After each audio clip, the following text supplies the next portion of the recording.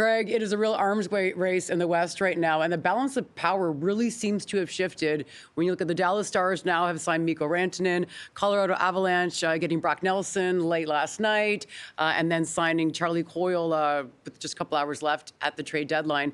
The Winnipeg Jets have the best record in the league, or they're always sort of like nibbling around the top there with the most points. Are they now not the best team in the league when you look at what these other two have done? Yeah, I wouldn't necessarily say they're not the best team, because you don't go through 60-plus games of the regular season and have the performance they do by accident. And it's a really good team. Let's talk. But now when you're looking at trying to strengthen your team and you're looking at your opponents, that's who you're looking at. You're looking at your opponents. And you watch what Colorado did. And now you watch what Dallas did.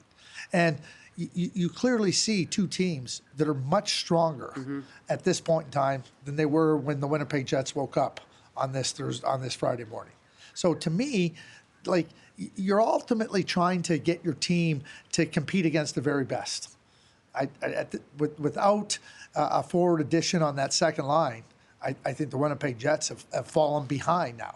Now here's where I would be at if I was Kevin Shoveldayoff. I would be saying, what can we do? It might not be, as big as what Dallas did. Nobody's going to do anything as big as Dallas. It might not even be as significant with the two additions in Colorado. But what can we do to give ourselves the best chance to finish in first place? Because if they finish in first place, then these two teams can duke it out. Absolutely. Right. So explain what that mentality would be then. You finish in first place, you get to not have to play one of those teams in the first round. They duke each other out, and you face one of them in the second round, ostensibly. Yeah, which is fine. You don't want to have to go up against teams, in my view, that are so strong in the first round of the playoffs if you don't have to. Because everything in the beginning of the playoffs, why is the first round of the playoffs so exciting?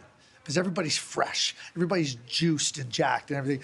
And then, after a Colorado-Dallas matchup, there's going to be chunks that each team's going to take out of one another. I'm not going to say that it's easy for Winnipeg, but don't get in that matchup and let them take chunks out of you, where you might win, but now you might be just a little bit less formidable as you move on. I think for the Winnipeg Jets, first place in that division, it is absolutely imperative. Yeah. Imperative for them to go further and deeper into the playoffs. Do you think that Winnipeg would match up better against Colorado or Dallas, the way things are constructed right now? Yeah, I would say Colorado. But yeah, I'm more concerned about Colorado's defense. Josh Manson has been injured. They bring in Ryan Lindgren. Ryan Lindgren's had some injuries. I mean, they're trying to get that blue line. We know Makar's great. Devin Tays is outstanding. But if there was any area where I think that they could, have an upper hand, it would be against Colorado's defense. Now, Miro Heiskanen has to come back, but that Dallas team is really good defensively. They got firepower all the way through their forward line. And Jake Ottinger's a real top-notch goaltender. Hellebuck, he's not giving away anything to anybody. See, that's the thing. I mean, Hellebuck, I can't believe I say this, but Hellebuck was one of the weak links in the playoffs last season. And when you look at this guy's having another Vezina-type year, is it possible for him to have another bad playoffs? It almost seems like it's not. I would agree with you. And I mean, if you ask Connor would say, no, there's no way I'm having another playoff series like that. Right. I mean, I don't think he could have picked a worse time to have your five worst games of arguably your career.